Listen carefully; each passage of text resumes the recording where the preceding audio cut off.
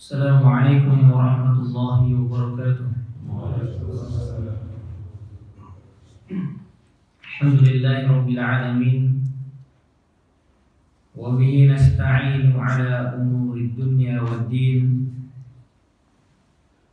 Wa sallallahu ala al-mab'uthi rahmatan lil alamin, nabiyyina Muhammadin wa ala alihi wa sahbihi wa sallama tasliman katsira ila yaumiddin. Qala Allah Ta'ala fil Qur'anil Karim, ya ayyuhalladzina amanu taqullaha haqqa tuqatih wa la tamutunna illa wa antum muslimun. Amma ba'd. Para hadirin Bapak-bapak sekalian yang kami muliakan, dan semoga senantiasa dilimpahkan rahmat, ampunan dan karunia dari Allah Subhanahu wa taala. Alhamdulillah, puji syukur kita kepada Allah Jalla wa ala yang melimpahkan nikmatnya kepada kita semuanya. Salawat dan salam semoga senantiasa terlimpah curahkan kepada Nabi kita Muhammad sallallahu alaihi wa ala alihi wasallam. Jamaah rahimani wa rahimakumullah. Insyaallah pada pagi hari ini kita melanjutkan tentang penjelasan hadis dari kitab Al-Arba'in An-Nawawiyah, dan kita masuk pada pagi hari ini di hadis yang ke-29 insyaallah taala.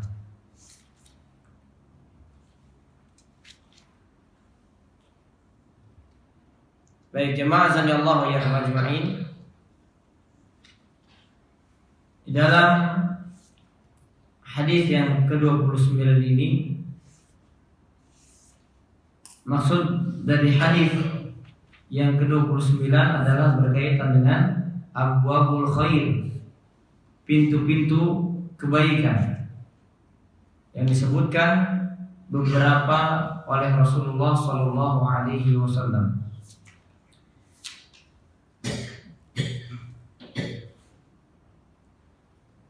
Ya, kemarin sebagiannya sudah kita bacakan sampai rukun Islam itu ya, atau beberapa rukun Islam yang disebutkan.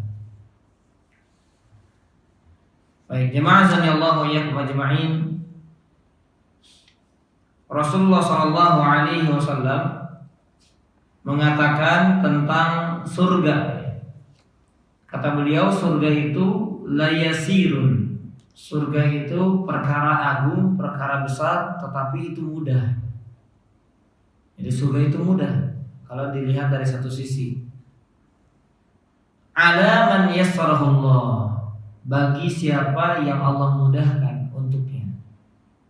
Jadi jalan surga jalan yang mudah kalau Allah mudahkan jalannya untuk dia. Tapi bagi siapa yang Allah tidak mudahkan, maka kembali pada hukum asal bahwasanya surga adalah perkara yang besar. Surga adalah barang dagangan Allah yang mahal, yang paling mahal. Maka tidak semua orang dapat meraihnya, tidak semua orang dapat memasukinya, karena Allah tidak mungkin berikan karunia paling terbesar tersebut, harapan yang paling puncak tersebut, kecuali kepada orang-orang yang berhak, yang memang berjuang harta, jiwa, raganya untuk menggapai surga Allah tersebut. Jamaah azanillahu iyyakum ajma'in. Dan kalimat ini, kalimat dalam penggalan hadis, sesungguhnya masuk surga itu adalah perkara yang mudah bagi siapa yang Allah mudahkan. Karena memang secara umum agama Islam ini dibangun di atas kemudahan. Ya, agama Islam ini pokok dasar ajarannya adalah dibangun di atas kemudahan. Sebagaimana Allah mengatakan di dalam Al-Baqarah 185, kata Allah, yuridullahu bikumul yusra wa la yuridu bikumul usra. Allah menghendaki kemudahan bagi kalian dan Allah tidak menghendaki kesulitan, kesukaran bagi kalian. Jadi yang Allah inginkan adalah kemudahan, bukan kesulitan.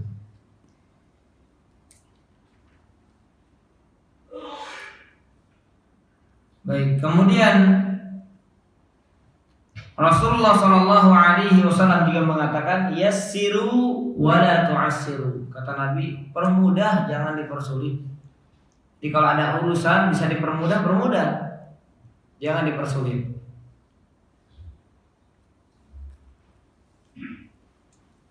Demikian pula Nabi Shallallahu Alaihi Wasallam mengatakan Inna hadzal din yusrun. Sesungguhnya agama ini adalah mudah. Makanya kata Nabi, walan yushadad din ahadun illa ghalabah. Barang siapa yang berusaha untuk istilahnya buat perkara-perkara sulit dalam agama, pasti dia kalah. Ya, makanya kalau ada orang pengen tahajud, pengen khatam Quran dalam sehari sekian juz, pengen ini juga, pengen itu juga, tumbang nih nanti Pak. Gitu Pak, karena agama dibangun di atas kemudahan. Ya, cari pilih yang mudah bagi dia. Dalam tanda kutip, jangan memaksakan diri pada sesuatu yang dia tidak mampu, gitu Pak.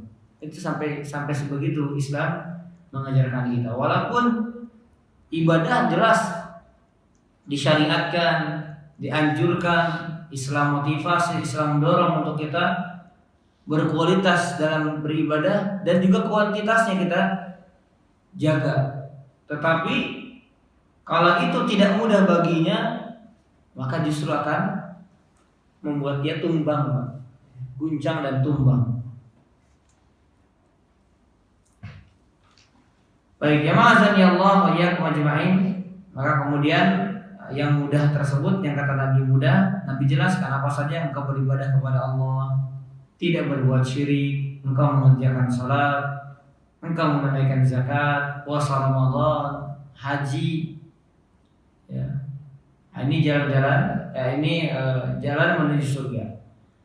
Nah, kemudian Nabi Shallallahu Alaihi Wasallam mengatakan, Ala adulluka ala abwabil khair.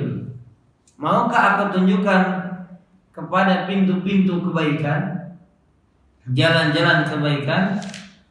Maka kata Nabi Shallallahu Alaihi Wasallam, beliau berkata, as-saumu junnah, as-saumu junnah, bahwasanya puasa itu adalah benteng. Kemudian was-shadaqatu tudfi'ul khati'ata kama yudfi'ul ma'u an-nar.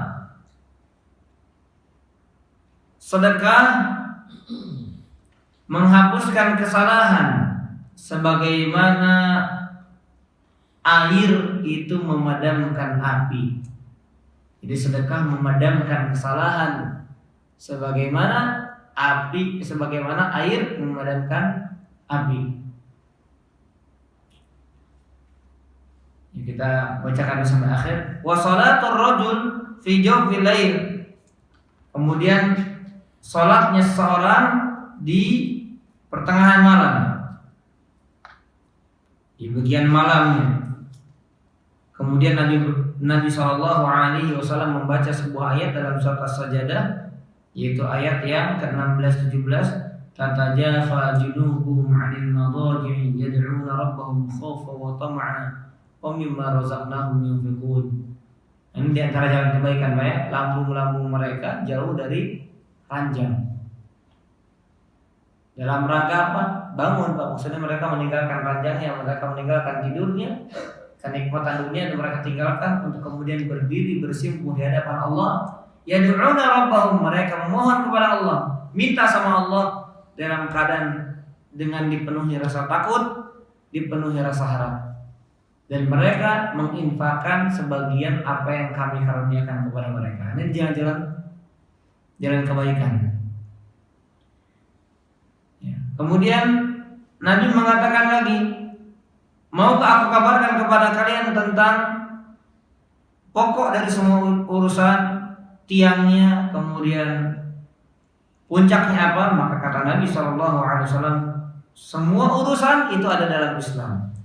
Tiangnya sholat dan puncaknya adalah jihad fisabilillah. Kemudian Nabi mengatakan, ala ukhbiruka bimana kidzalika kulli. Kata Nabi SAW, maukah kalian aku beritahukan sesuatu yang jika kalian laksanakan kalian dapat memiliki semua itu. Maka Mu'adz bin Jabal ketika mendengar kalimat tersebut mengatakan, "Bala ya Rasulullah, ya tentu aku mau."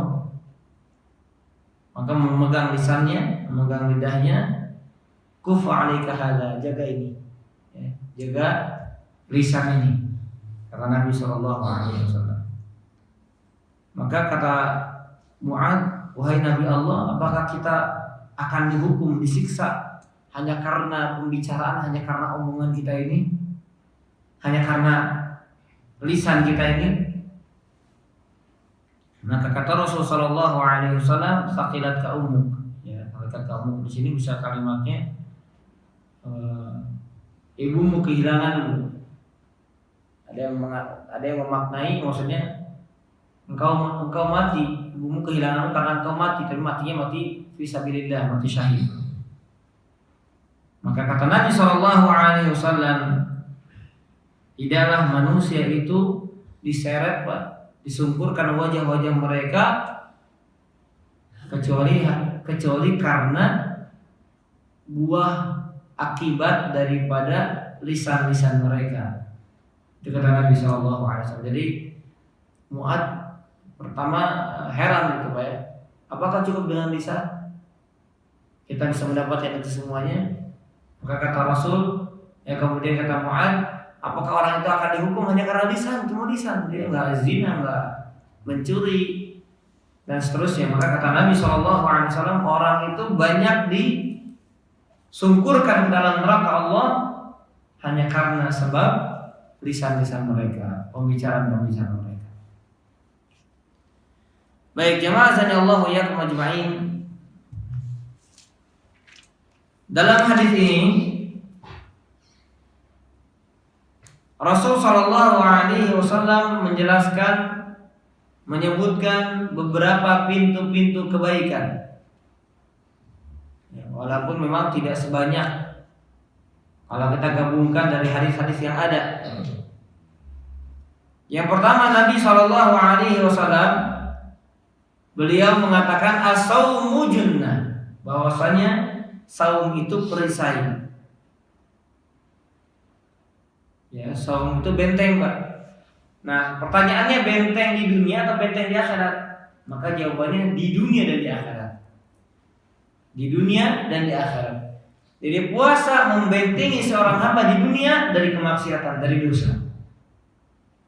Karena Nabi kepada anak muda gitu ya, khususnya, dan kepada semua kaum muslimin umumnya, itu memerintahkan, ya ma'syarasy syabab, wahai sekalian para pemuda, man istata'a minkumul ba'ah, siapa yang memiliki kemampuan di antara kalian, falyatazawwaj, maka hendaknya menikah. Fa innahu aghaddu lil basar wa ahsan lil farj. Karena dengan menikah akan lebih menjaga pandangan dan menjaga kemaluan. Ya, kemudian apa kata Nabi sallallahu alaihi wasallam? "Oman lam yastati' fa 'alaihi bisawm." Tetapi yang belum mampu maka hendaknya dia puasa. Fa innahu lahu wija. Karena puasa itu bisa menjadi peredamnya. Karena kalau orang puasa maka di antara hikmahnya adalah dia meredakan syahwat yang menggejolak. Maka itu membentengi. Ya, dan secara fitrah pun orang puasa segan dia berbuat dosa, malu. Saya lagi puasa kok begini begitu. Maka sebagai benteng, sebagai perisai di dunia. Demikian pula di akhirat, yaitu pahala puasa akan mencegah dia untuk apa? Untuk masuk ke dalam neraka. Ya. Pahala puasa menjaga kita, melindungi kita, memelihara kita dari api neraka kelak pada hari kiamat. Ini keutamaan dari puasa ya. Dan banyak sekali keutamaan-keutamaannya. Di antaranya man shoma, barang siapa man shoma yauman fi sabilillah, barang siapa yang puasa satu hari di jalan Allah, ba'adallahu bihi, maka Allah akan jauhkan dengan pahala puasa tersebut wajahahu minan nar, wajahnya dari api neraka, sab'ina kharifan, 70 tahun. Ya, satu kali puasa dijauhkan 70 tahun perjalanan dari neraka. Ya, dijauhkan dari neraka sejauh 70 tahun perjalanan. Itu satu hari. Bagaimana dengan berhari-hari dan seterusnya. Hadis ini ya sebagian ulama memberikan keterangan karena kalimatnya man shoma yawman fi sabilillah. Barang siapa yang puasa satu hari di jalan Allah. Jadi orang ketika perang dia mesti puasa. Ketika melakukan peperangan tapi dalam keadaan puasa, dan demikian kondisi para sahabat. Mereka perang dan mereka puasa juga. Luar biasa. Kalau kita kenapa nggak puasa? Kita pasti sering begitu. Yang sunnah tapi ya. Kenapa nggak puasa? Lagi banyak kerjaan, takut capek hari ini. Kerjaannya padahal di tempat-tempat yang memanjakan kita gitu, ya. Nggak tersayat, nggak keringetan, nggak luka. Nah, tapi para sahabat sambil perang sambil puasa juga. Nah, tetapi sebagian ulama memberikan syarah pada hadis tersebut, penjelasan pada hadis tersebut, bahwa yang dimaksud di jalan Allah maksudnya, ya, pokoknya dia puasa di hari itu dan ikhlas, benar-benar ikhlas puasanya.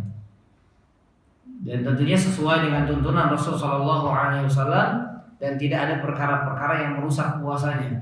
Maka itulah puasa yang dikatakan puasa tersebut di jalan Allah. Orang yang ikhlas berarti orang yang menjalankan sesuatu dan dia berada di atas jalan Allah Subhanahu wa taala. Baik, kemudian yang berikutnya kata Nabi, dan sedekah memadamkan kesalahan, menghapuskan kesalahan sebagaimana air memadamkan api. Dan ini di sini sedekah yang dimaksud di hadis ini, kata Syekh, ini sedekahnya umum, baik yang wajib maupun yang sunnah, baik sedikit ataupun banyak. Karena Nabi mengatakannya umum, was sedekah. Nabi nggak mengatakan yang wajib, Nabi nggak mengatakan kalau banyak jumlahnya, tidak. Jadi baik yang wajib ataupun yang sunnah, sedikit ataupun banyak, atau banyak ataupun sedikit.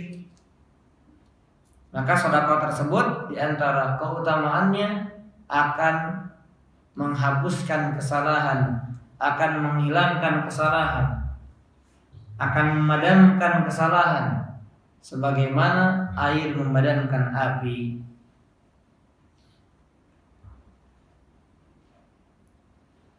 Maka ya namanya air, Pak, sudah dipastikan dia akan memadamkan api. Demikian pula sedekah dipastikan menghapuskan kesalahan. Maka usahakan ya, jangan ada hari berlalu kecuali kita bersedekah di sana, walaupun sedikit gitu. Walaupun sedikit. Ya, ada sedekah tahunan gitu, Pak, ya. Ada sedekah harian. Karena pilihannya itu. Sedekah tahunan, sedekah harian. Yang sedekah tahunan adalah sedekah yang wajib. Baik, kemudian jamaah azanillahu yakum, yang berikutnya, pintu kebaikan berikutnya adalah salat malam, ya, qiyamul lail. Nah, ini kata Syekh, maksudnya ketika Rasul mengatakan salatnya seseorang di tengah malam, ini lanjutan dari kalimat sedekah, Pak.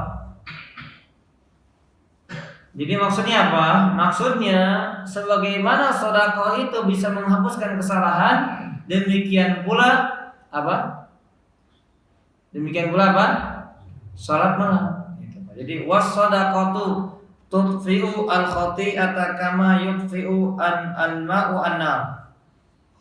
Wa salatu rajuli fi jawfil lail. Begitu, Pak. Sedekah menghapuskan kesalahan sebagaimana air memadamkan api. Dan salat malam seseorang di tengah malamnya. Maksudnya, dan salat seorang di tengah malam itu pun menghapuskan dosa-dosa sebagaimana air memadamkan api. Itu maksud hadisnya.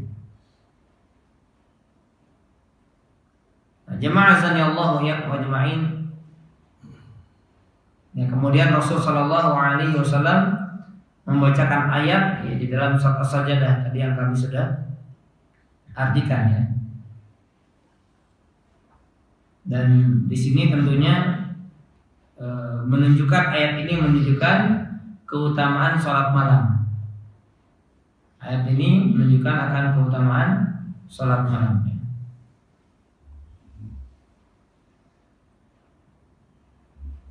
Kemudian ikhwatal iman, para jamaah rahimani wa rahimakumullah,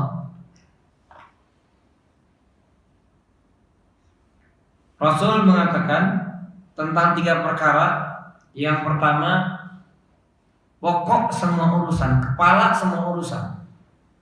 Nah, kepala semua urusan itu adalah Islam. Maksudnya pokok semua urusan itu apa? Maksudnya perkaranya manusia itu adalah tujuan manusia diciptakan apa? Itu ibadah Islam. Yaitu kita menyerahkan diri kita di hadapan Allah secara zahir maupun batin, dengan hati maupun dengan anggota badan. Berpasrah kepada Allah, tunduk kepada Allah, taat kepada Allah, ibadah kepada Allah. Itu rasul Islam, itu pokoknya. Jadi pokok dalam ibadah apa? Ya menjalankan agama Islam, menjalankan ibadah, menjalankan ketaatan. Nah, baru Nabi mengabarkan tiangnya salat, ya, kemudian puncaknya adalah jihad di jalan Allah Subhanahu wa taala.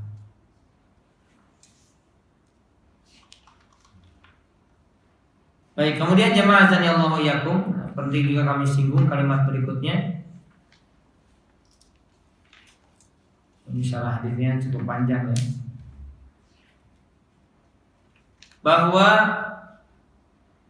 berkaitan dengan lisan ya. Berkaitan dengan lisan, Nabi mengatakan jaga lisan ini. Karena manusia bisa jadi disungkurkan, Pak. Disungkurkan, diseret, dimasukkan ke dalam neraka hanya karena akibat lisan. Hanya karena akibat lisan. Makanya banyak dalam hadis Nabi SAW memperingatkan manusia agar menjaga lisannya. Sebagaimana Nabi mengatakan, barang siapa yang beriman kepada Allah dan yaumil akhir, maka yu'minu billahi wal yaumil akhir, falyaqul khairan aw liyasmut. Hendaknya dia mengucapkan yang baik atau diam. Kemudian Nabi juga mengatakan, aktsaru ma yadkhilu an-nas an-nar, yang paling banyak memasukkan manusia, menyebabkan manusia masuk ke dalam neraka, apa Pak yang paling banyak?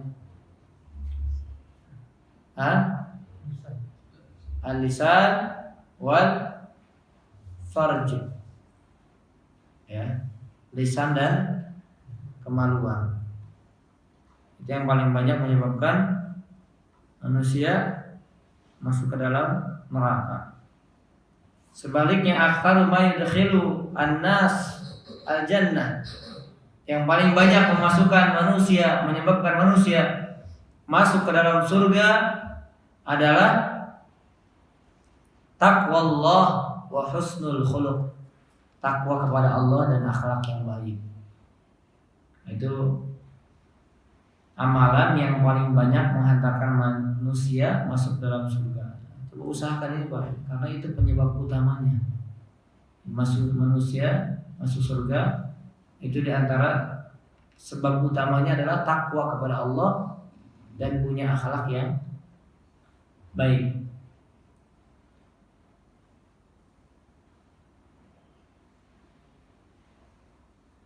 Baik jemaah sallallahu alaihi ajma'in.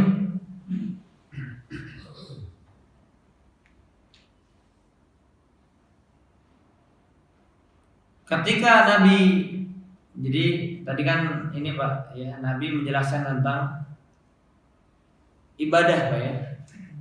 Nabi menjelaskan tentang ibadah. Engkau beribadah kepada Allah, menjauhkan syirik, melaksanakan sholat dan seterusnya Pak ya, rukun Islam. Ya, ketika Nabi Shallallahu Alaihi Wasallam menjelaskan tentang surga. Surga itu mudah. Jadi Mu'ad bertanya, "Wahai Rasulullah, kabarkan kepadaku satu amalan yang membuatku masuk surga dan jauh dari neraka." Kata Rasulullah, itu mudah, gampang itu. Gampang itu bagi siapa yang Allah mudahkan. Maka disebutkanlah amalan-amalannya. Disebutkan amalan-amalannya. Kemudian berikutnya pintu-pintu kebaikan. Nah, kenapa dikaitkan dengan lisan, Pak? Kenapa dikaitkan dengan lisan? Dengan perkataan Nabi, apakah kamu ingin memiliki itu semuanya? Apakah kamu ingin memiliki itu semuanya? Beribadah kepada Allah, sholat dan seterusnya. Maka kata Nabi, jaga lisan. Apa kaitannya? Nah, karena lisan, Pak, misalnya kaitan dengan ibadah, karena lisan bisa mengucapkan kalimat-kalimat kesyirikan. Itu Pak ya. Bisa mengucapkan kalimat-kalimat kekufuran. Bisa mengucapkan kalimat-kalimat kekejian. Jadi ada kaitannya. Orang menjaga lisannya berarti dia tidak mengucapkan kalimat-kalimat syirik, berarti tetap beribadah kepada Allah Subhanahu wa ta'ala. Nah, itu kaitan dengan kalimat hadis yang ada di atas.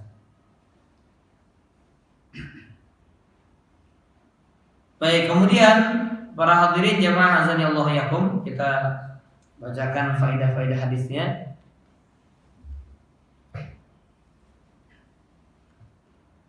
Di sini yang pertama tentang semangatnya para sahabat untuk meraih ilmu.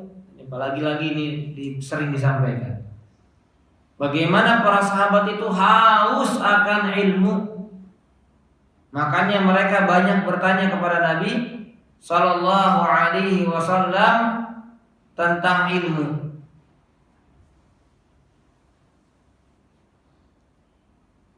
Dan mereka bertanya tentang ilmu bukan sekedar ingin tahu hukumnya, ingin tahu informasinya, tetapi benar-benar untuk dipraktekkan.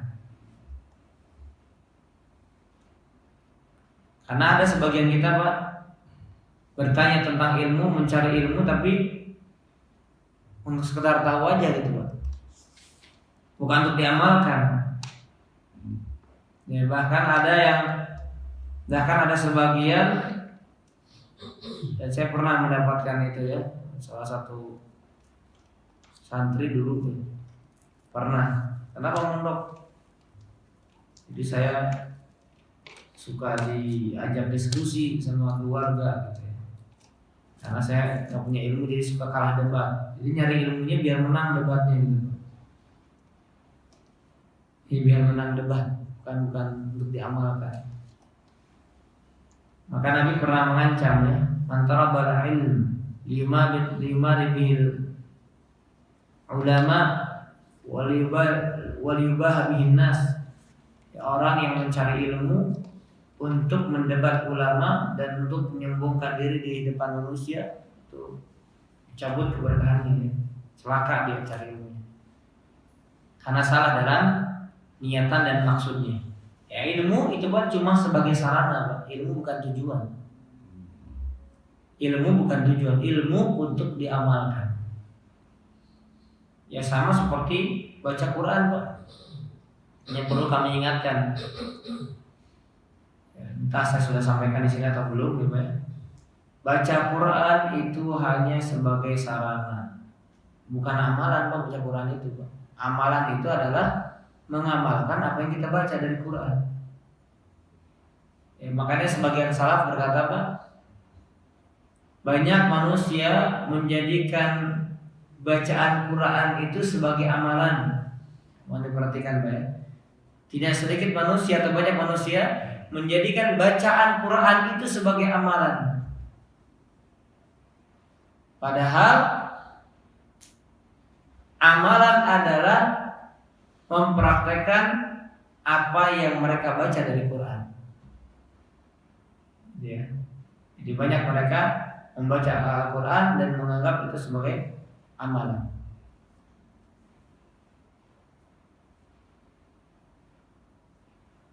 Jadi Quran itu ada dua, ada wasilah sarana, ada ghoyah tujuan.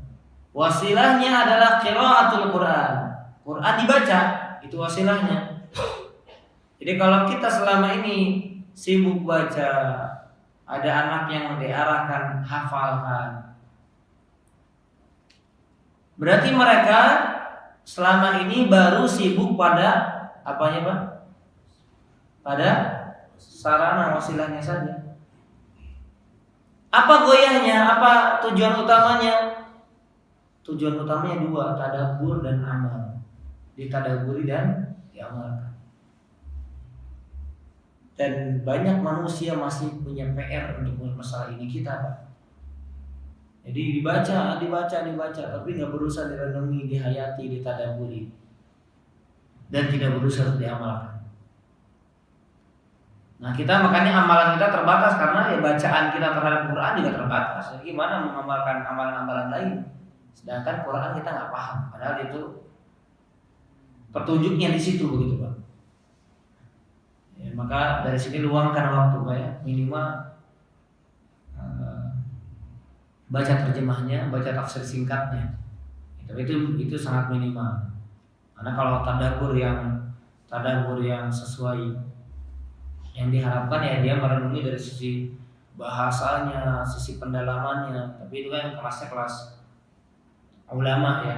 Tapi kita sudah dimudahkan oleh Allah dengan ada terjemahan tafsir yang pendek, ada yang menengah, ada yang panjang pembahasannya, meluas, melebar, ada. Berbahasa dengan bahasa kita. Nah itulah tujuan. Jadi kalau kita cuma baca, itu bukan tujuan Allah turunkan Quran, Pak. Kalau tujuannya dibaca aja udah selesai kita. Tapi Allah maksudkan Allah turunkan Al-Quran bukan untuk dibaca saja, tapi ditadaburi dan diamalkan.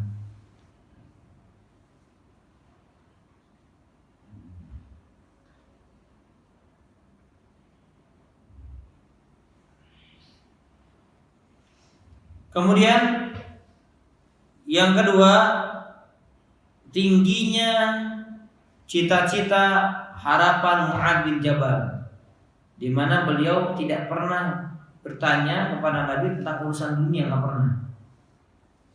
Jadi Mu'adz bin Jabal tidak pernah bertanya kepada Nabi tentang urusan dunia, tetapi yang beliau senantiasa tanyakan adalah perkara-perkara akhirat.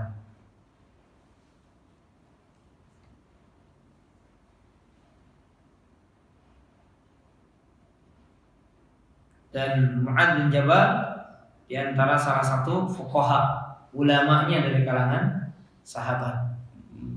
Ya, sampai Nabi itu utus ke Yaman gitu ya. Sampai Nabi akhirnya utus ke Yaman karena tahu bagaimana kapasitas ilmu yang dimiliki oleh Mu'adz bin Jabal radhiyallahu anhu. Kemudian faedah berikutnya, penetapan tentang adanya surga dan neraka. Karena ada Pak sebagian kaum muslimin Islam juga Pak, tapi nggak percaya dengan surga neraka. Itu ada Pak. Saya punya teman pernah untuk berjalan bersama nanya ke saya, Ustaz, kalau ada orang Islam tapi nggak percaya surga neraka, oh nggak mungkin, kan saya pasti percaya. Ada teman saya dia bilang begitu Pak. Jadi minta ditanyakan bagaimana hukumnya orang Islam tapi nggak percaya surga neraka. Gimana ceritanya? Terus dia menjalankan Islam untuk apa? Gitu kan? Untuk meraih surga dan dijauhkan dari neraka. Coba ya, untuk meraih surga dan dijauhkan dari api neraka. Maka orang yang tidak percaya akan hal tersebut, yaitu surga neraka, kufur Pak. Karena itu merupakan bagian daripada iman. Maka imannya bisa batal dengan sebab tidak ada imannya dia kepada surga dan neraka yang Allah ciptakan. Itu Pak. Dan itu ada yang nyata ada. Makanya ditegaskan oleh para ulama, iman kepada surga neraka ini bagian daripada iman. Jangan sampai orang beriman tapi nggak mengimani itu.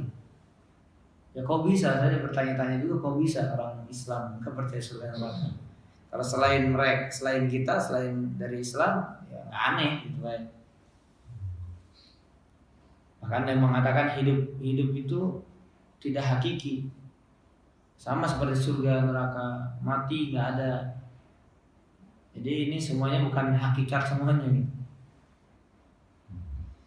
Baik, kemudian yang keempat, bahwasanya amal-amal soleh itu secara umum menyebabkan seorang masuk surga dan menyebabkan seorang dijauhkan dari neraka. Ya. Nah, ini perlu penjelasan sedikit meluas, Pak ya. Jamaah Allah wa iyyakum ajma'in. Orang yang masuk surga belum tentu dia tidak masuk neraka. Saya ulang sekali lagi, Pak. Orang yang masuk surga belum tentu dia tidak masuk neraka. Paham, Pak?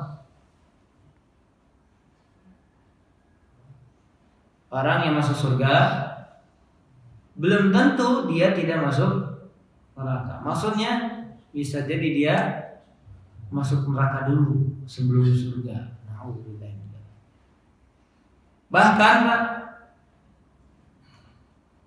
orang yang mati dan akhir ucapannya adalah la ilaha illallah, itu enggak menjamin orang tersebut langsung masuk surga.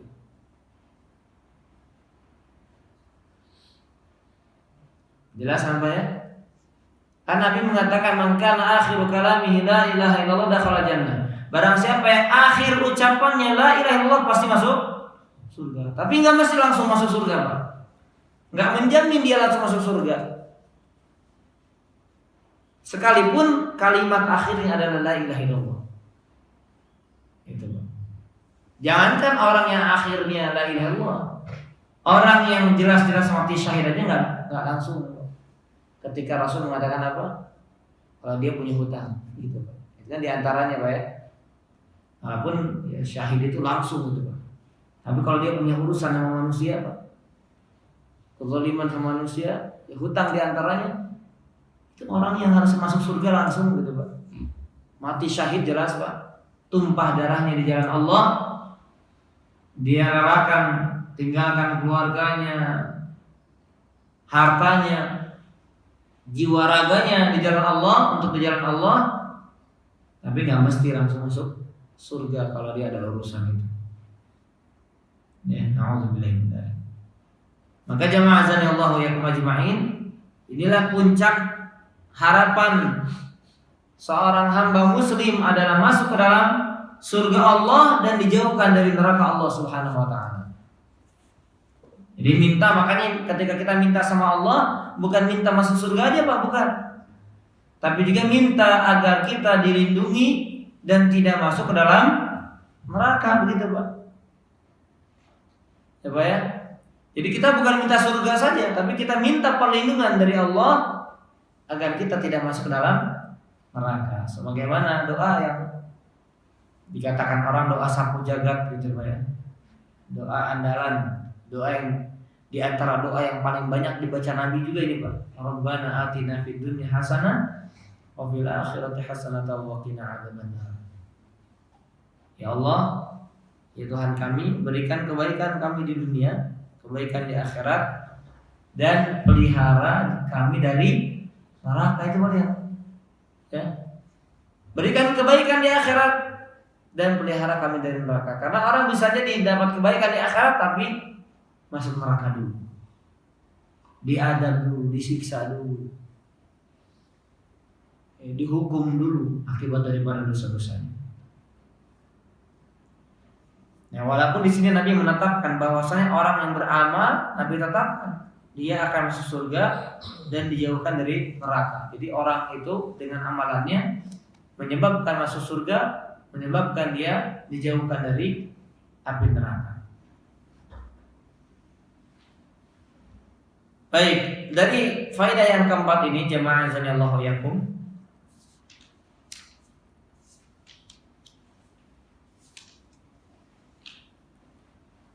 ada sebuah faedah yang ingin kami bagikan karena berkaitan dengan hadis yang seolah-olah ada kontradiktif dengan faedah ini. Amalan menyebabkan masuk surga dan menjauhkan dari neraka. Sedangkan hadis Nabi mengatakan apa? Apa hadis Nabi? La yudkhilu amalukum al-jannah. Amal kalian tidak menyebabkan kalian masuk surga.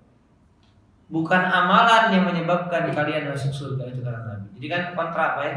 Sedangkan ini amalan yang menyebabkan masuk surga, menyebabkan jauh dari neraka. Sedangkan kata Nabi dalam hadis lain bahwasanya amalan kalian bukanlah penyebab kalian masuk surga. Tidak pula dengan engkau ya Rasulullah. Engkau tidak masuk surga karena amalanmu, kata Nabi. Tidak. Bukan karena amalanku, bukan. Tetapi karena apa? Rahmat dan karunia yang Allah liputi kepada diriku. Jadi bagaimana memahaminya? Karena tidak mungkin satu hadis sahih dengan hadis lain yang sama-sama sahih ada kontra pemahaman, ada makna yang bertabrakan, tidak mungkin. Maka jawabannya, di sini dijelaskan juga ternyata ya, saya nggak baca ya. Maka para ulama mengatakan bahwasanya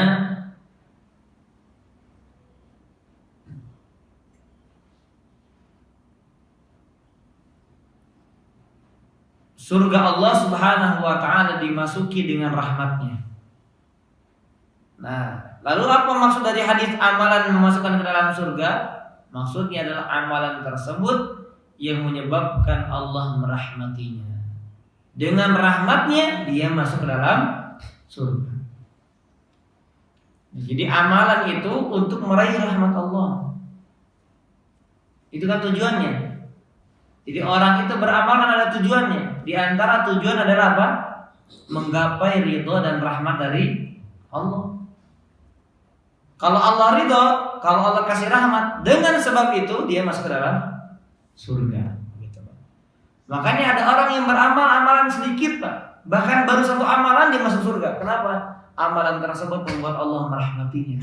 Dengan rahmatnya dia masuk ke dalam surga. Itu kan ada ya sahabat yang satu sujud pun belum dia kerjakan. Nggak pernah dia sujud sama Allah, Pak. Tapi masuk surga. Karena ketika dia masuk Islam langsung ada perintah jihad, Pak. Belum sholat, belum apa, Pak. Terus syahadat aja. Syahadat langsung jihad. Mati dia masuk surga. Kita sujud udah ribuan kali, Pak. Belum ada jaminan masuk surga. Tapi kita berharap ya dengan sujud tersebut Allah merahmati kita dan dengan rahmatnya kita dimasukkan ke dalam surga. Amin ya rabbal alamin. Baik, jemaah azanillah wa iyyakum ajma'in. Kenapa amalan itu tidak menyebabkan masuk surga? Karena enggak sebanding, Pak. Coba amalan siapa, Pak? Yang sebanding dengan surga yang Allah persiapkan, yang paling rendahnya adalah 10 kali lipat dunia dan seluruh isinya. Sebagian ulama mengatakan 11 kali lipat, karena Nabi kan mengatakan baginya dunia dan ditambah 10 kali lipat, jadi 11. Ada yang memahami demikian. Tapi ada yang memahami juga 10 kali lipat dunia. Itu serendah-rendah surga. Orang yang paling terakhir keluar dari api neraka dan paling terakhir masuk ke dalam surga, dia mendapatkan 10 kali lipat dunia dan seluruh isinya. Apakah sebanding dengan amalannya, Pak? Nggak sebanding, Pak. Selama-lamanya manusia hidup kan, apalagi di kita gitu, Pak, umat Muhammad sallallahu alaihi wasallam 60-70 yang lebih daripada itu sedikit, terus diganti dengan nikmat yang selama-lamanya nggak ada ujungnya, kan nggak sebanding. Makanya surga bukan sebagai aun, bukan sebagai timbal balik dari amalnya, karena nggak sebanding. Bapak beli HP saya modal misalnya 2,5 juta, Pak. Terus kalau saya nih, Pak, ambil, Pak, 10.000, sebanding nggak, Pak? Nggak sebanding. Tapi saya kasih itu karena saya kasihan, karena saya punya rahmat, punya kasih sayang. Nggak apa-apa, 10.000 sini aja, atau bahkan gratis nih, ambil silahkan. Itu karena apa, Pak? Apakah karena sebanding? Enggak sebanding gitu. Nah, itu gambaran sederhananya gitu, Pak ya. Nah, baik. Kembali kita tambahkan faedah lain, ya ini agar tidak kontra ya penjelasannya. Kemudian berkaitan dengan karena surga diraih dengan rahmat Allah, maka ada faedah yang perlu kami sampaikan. Bahwa seorang ketika beramal soleh tidak ada niatannya kecuali hanya dua saja, Pak. Bahwasanya ketika seorang itu beramal soleh, maka tidak ada niatan yang dia tumbuhkan dalam hatinya kecuali hanya dua saja. Apa itu? Yang pertama, sudah belum pekan lalu nih? Sudah, Pak? Nah, sudah kayaknya. Belum. Yang pertama apa?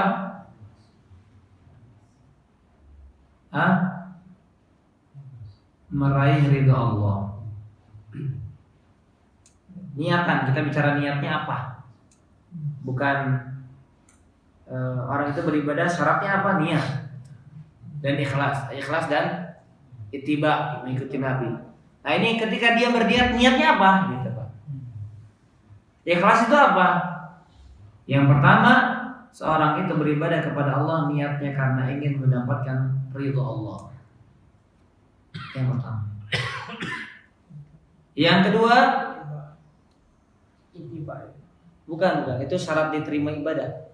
Ini niatannya, kita bicara apa yang jadi harapannya ketika dia ibadah, apa niatnya. Yang pertama menggapai ridha Allah. Yang kedua niatnya apa?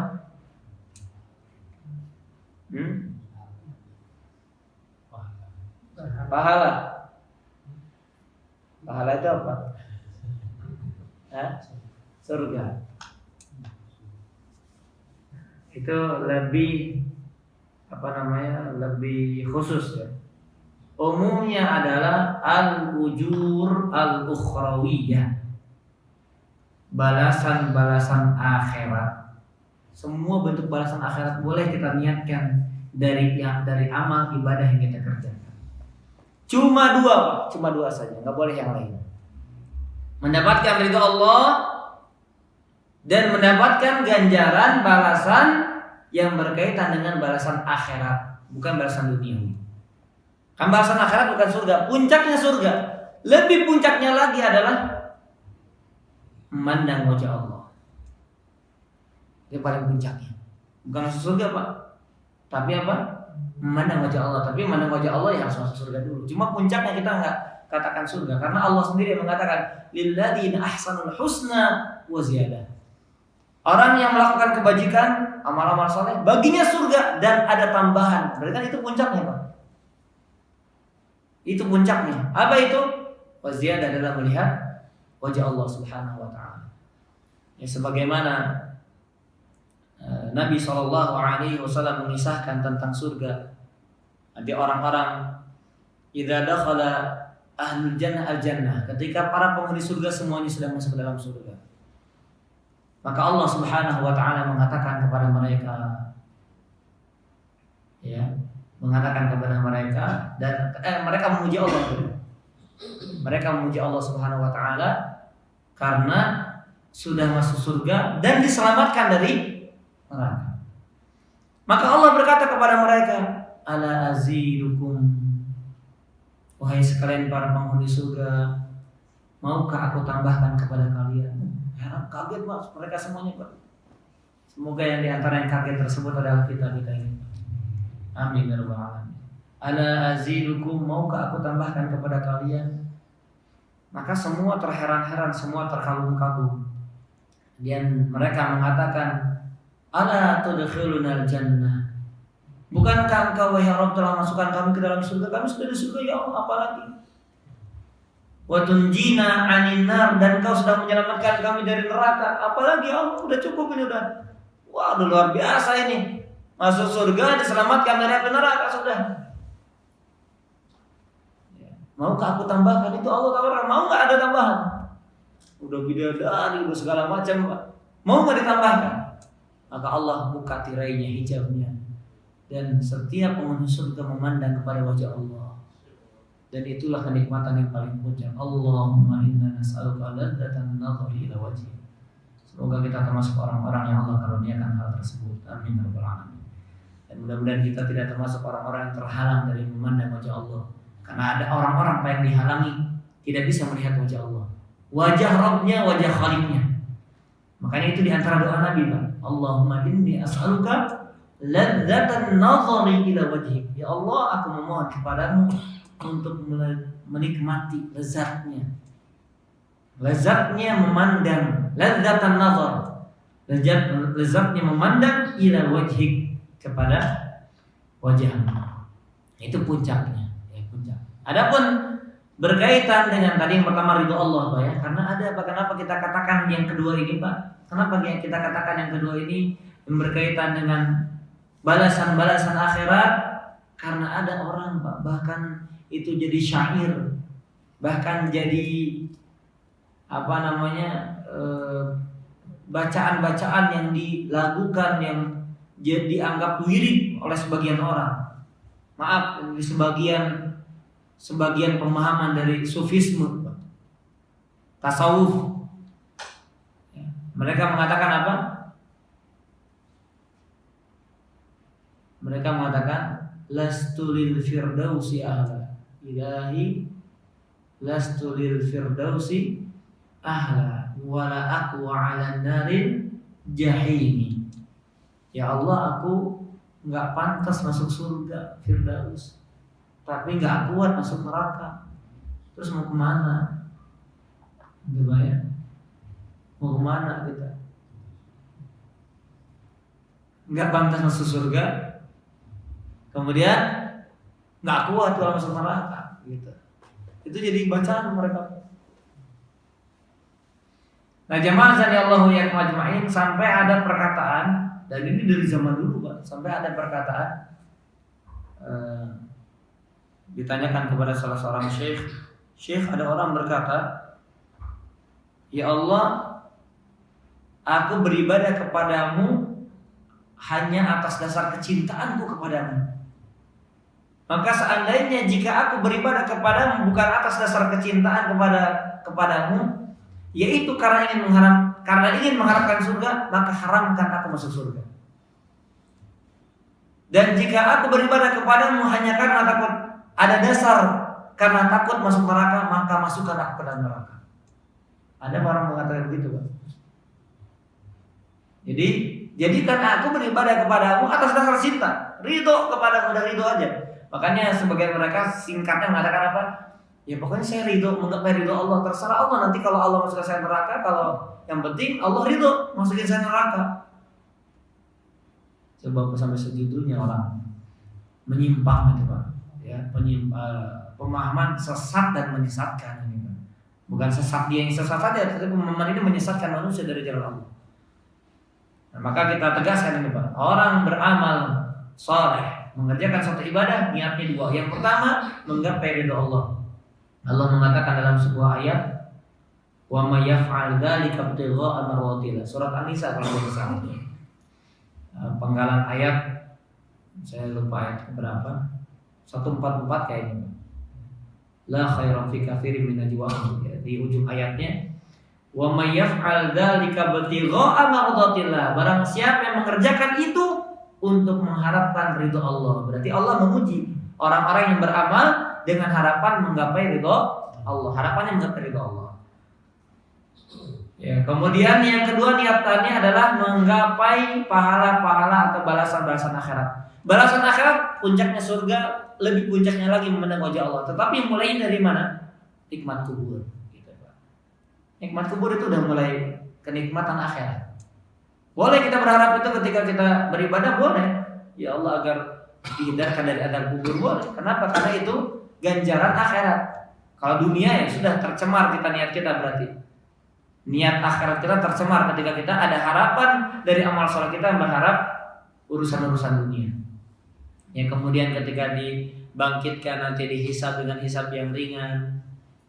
Ya, kemudian mendapatkan minuman dari telaga Nabi SAW, berjalan di atas sirat dengan jalan yang cepat, dengan berlalu yang cepat, seperti cepat kilat. Ada yang seperti angin, ada yang seperti larinya kuda dan seterusnya. Nah, itu kan kemudahan. Ya, Dan boleh kita berharap itu gitu, Pak. Boleh kita berharap itu karena berkaitan dengan urusan akhirat. Jadi dua niatannya ketika seorang itu ibadah kepada Allah Subhanahu wa taala. Baik, Allahu a'lam bishawab. Mungkin itu dulu yang bisa kami sampaikan. Silakan kalau ada yang pertanyaan. Waalaikumsalam warahmatullahi wabarakatuh. Ustaz, bahwa surga neraka itu kan sudah ada. Belum tentu menurut surga dan neraka kan. Ini sehubungan dengan wa in minkum illa wariduha di Maryam 71. Pemahaman al-Qur'an di situ apa kan? Pemahaman wa in minkum illa wariduha di Maryam 71. Nah, pengertian al-Qur'an di situ apa kan? Bahwa semuanya akan memasukinya gitu. Surat Maryam 71 ya. Oh, yang illa wariduha itu Pak ya? Wa in minkum illa wariduha gitu. Ya, illa. Surat Maryam 71 ya. Allah Subhanahu wa taala mengatakan, dan tidak ada seorang pun di antara kamu yang tidak mendatanginya, itu neraka. Hal itu bagi Tuhan adalah suatu ketentuan yang sudah ditetapkan. Oh, ini sama seperti ayat ya Allah alam. Nanti kita bacakan tafsiran yang singkatnya. Ayat dalam surat apa? At-Takatsur. Allah mengatakan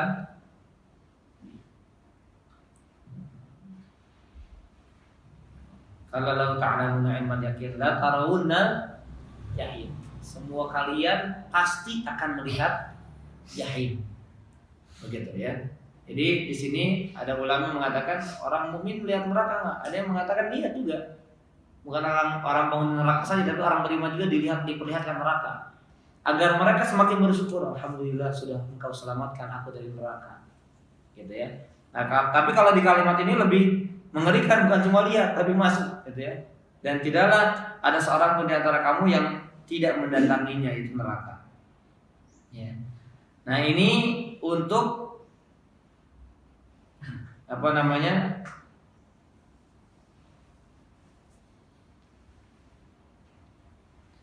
untuk semua makhluk secara umum dulu. Minkum, kalian yang beriman, yang kafir, kemudian yang baik, yang buruk, semuanya akan masuk neraka. Nah, tetapi ulama waqtalafa fi ma'nal wurud. Di sini para ulama berselisih tentang makna wurud. Faqila wuruduha huduruha lil khalaiq kullihim hatta yahsul al-izaj min kulli ahad. Summa ba'ida yanjillahu muttaqin. Nah, ini Pak. Nah, makna wurud datang itu bukan masuk. Gitu Pak. Datang itu bukan, kan sini kan kalimatnya, kalimat terjemahannya pun di antara kamu yang tidak mendatanginya. Nah, adapun kata ahli tafsir di sini Pak, apa itu wurudnya? Hadirnya dia. Dia hadirnya di hadapan para makhluk gitu. Hadir mereka. Sampai muncul ketakutan dari setiap orang tuh, muncul takut melihat neraka. Ya. Melihat neraka semuanya getar, takut. Summa ba'uda, kemudian menjauh. Dan Allah menyelamatkan orang-orang yang bertakwa. Makanya tadi orang yang masuk surga mengatakan tadi Pak, mengatakan apa? Alam tudkhilunal jannah, ya Allah, bukankah Engkau sudah masukkan aku ke dalam surga? Wa tunjina minan nar, Engkau sudah menyelamatkan dari neraka. Nah itu. Ya, jadi wurud di sini bukan berarti masuk.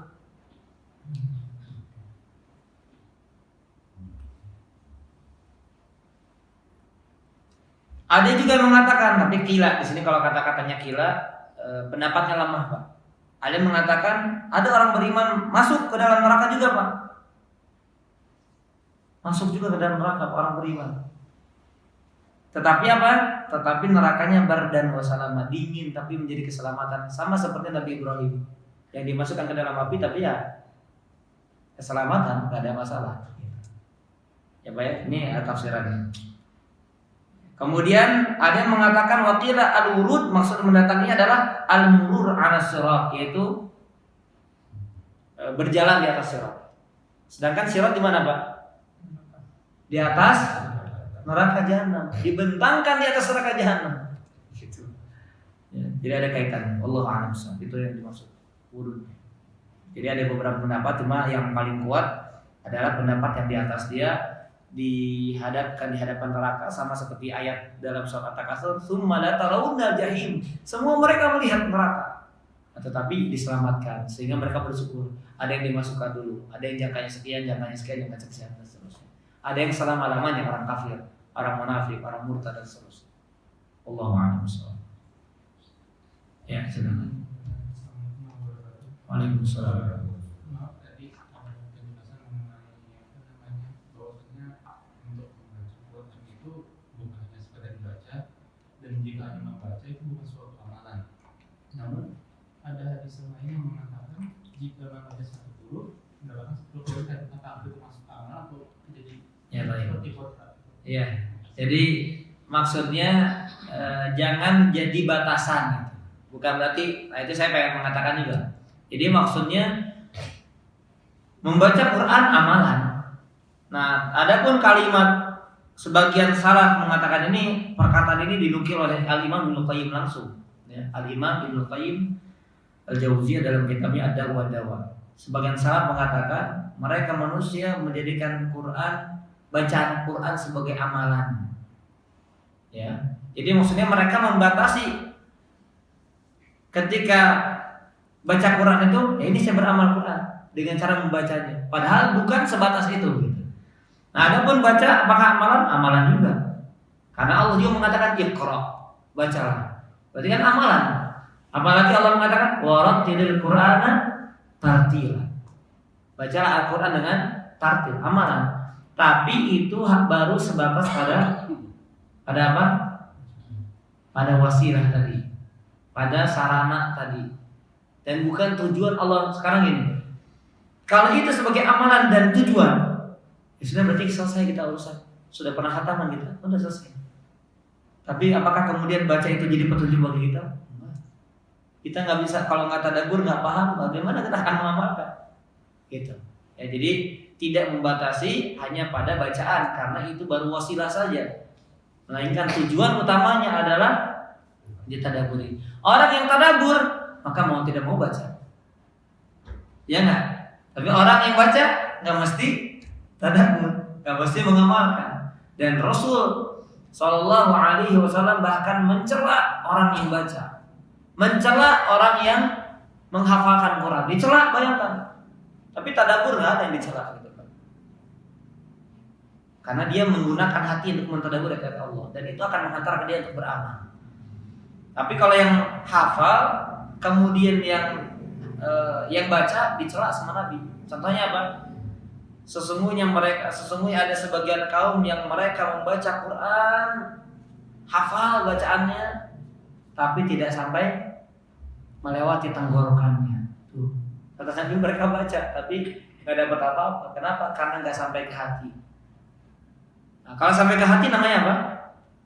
Baca yang disertai dengan tadabbur. Kalau cuma baca dan hafal, mutqin bahkan hafalannya, itu belum sampai tujuannya, bahkan dicela. Makanya tidak sedikit ulama mengatakan apa?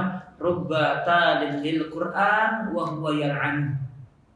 Betapa banyak orang baca Quran, sedangkan bacaan yang sedang dia baca melaknat si pembacanya. Dia baca apa? Ala la'natullahi 'alal zalimin. Ketahuilah bahwasanya Allah melaknat orang zalim, sedangkan dia orang yang zalim. Dia ketika baca, dia melaknat dirinya sendiri, karena dia termasuk golongan orang-orang yang zalim. Paham maksudnya? Dia membaca ayat padahal dia melakukan apa yang sedang dibaca. Jadi dia membaca tapi ayat itu sedang melaknat dirinya sendiri.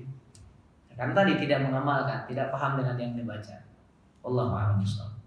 Dia tetap dapat pahala dari bacaan, tapi itu baru sebatas wasilah, belum tujuan. Wallahu a'lam bishawab. Silakan, ada lagi. Baik. Assalamualaikum warahmatullahi wabarakatuh. Waalaikumsalam warahmatullahi wabarakatuh. Sebenarnya ada dua, dengan yang satu ini sudah terjawab. Karena ya tadi agak konfus memang antara amalan sama sebagai bacaan. Tapi kadang-kadang kan Nabi juga suka menyuruh juga hadis-hadis itu amalkan Al-Quran ketika kepada istrinya kan. Ada 4 perkara yang sebelum tidur, salah satunya adalah menamatkan Al-Quran dengan membaca Al-Fatihah, Al-Ikhlas gitu.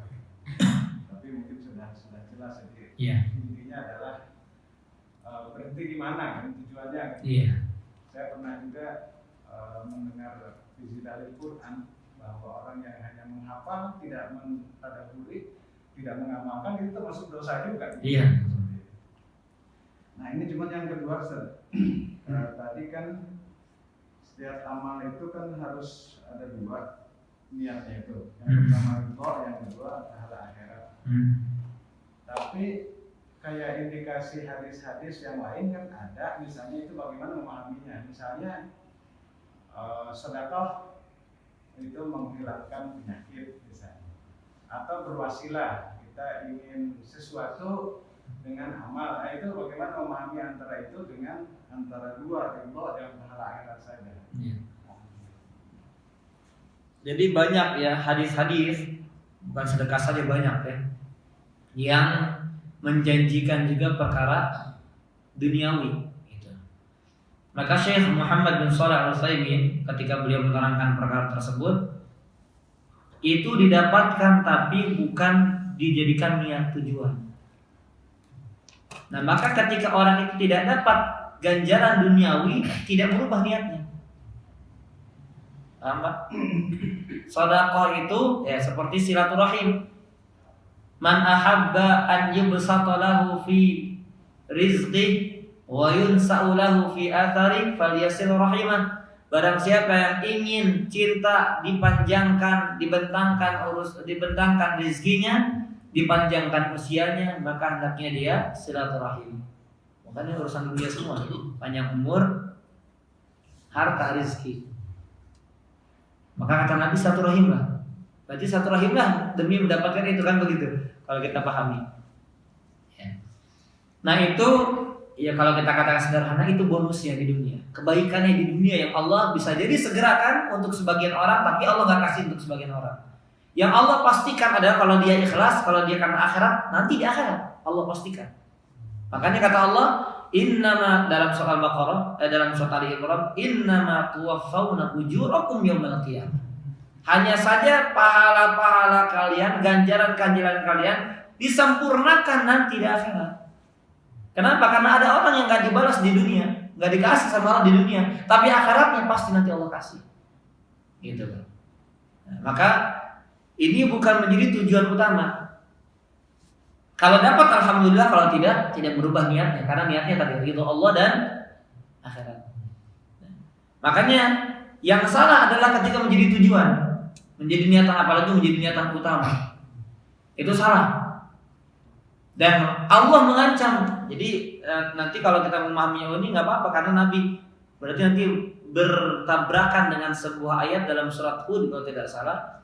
Allah mengatakan, coba nanti lihat 1:14 juga kalau nggak salah. Allah mengatakan, "Man kana yuridul hayatad dunya wa zinataha." Coba dicek ada handphone. Hud ayat 144 atau ayat 44-nya. Barang siapa yang menginginkan kehidupan dunia, Pak, dan perhiasannya. Apa kata Allah? Nuwaffi ilaihim a'malahum, kami sempurnakan amal-amal perbuatannya. Wa hum fiha la yubkhasun, dan mereka tidak akan pernah dirugikan. Tetapi apa? Ulaika laisa lahum fil akhirati illa nar. Tetapi mereka adalah orang-orang yang nanti di akhirat enggak dapat apa-apa kecuali neraka. Itu orang yang niatnya ibadahnya dunia. Tadi kan urusan dunia, maka tidak kontra. Nah, maka tadi dia tidak menjadikan tujuan. Kalau didapatkan alhamdulillah, kalau tidak merubah niat. Gitu, Pak.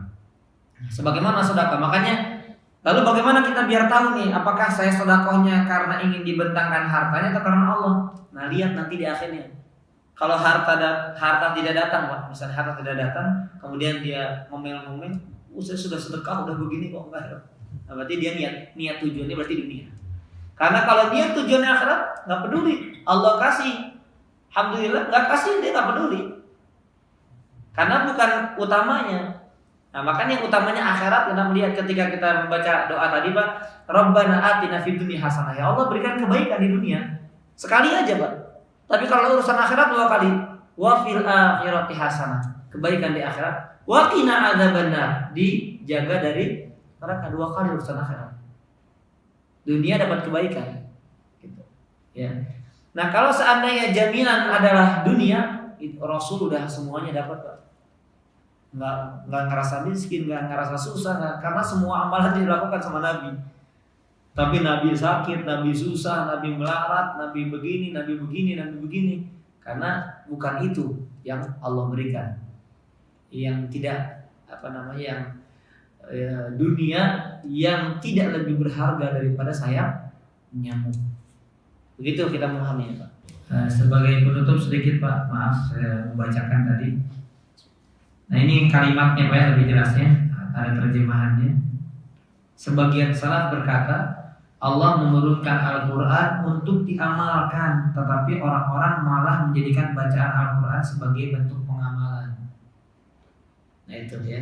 Tapi tadi ya jangan disalahpahami. Berarti bacaan Quran bukan amalan. Makanya kata Al-Quran kan, ya Allah, Rasul mengatakan, ya Allah, kaumku menjadikan Quran yang diabaikan. Dan termasuk bentuk mengabaikan Quran, kata salah seorang sahabat, adalah orang yang menghatamkan Quran lebih dari sebulan, berarti dia mengabaikan Quran. Nah, kita ini, Pak. Ya, wallahu a'lam. Ya, cukup mungkin, Pak, ya. Apa yang dapat kami sampaikan dan apa yang kami bisa jawab dari pertanyaannya. Wallahu a'lam bishawab. Subhanallah wa bihamdika asyhadu an la ilaha illa anta astaghfiruka wa atubu ilaik. Sallallahu alaihi Muhammad wa ala alihi wa sahbihi wa sallam. Assalamualaikum warahmatullahi wabarakatuh.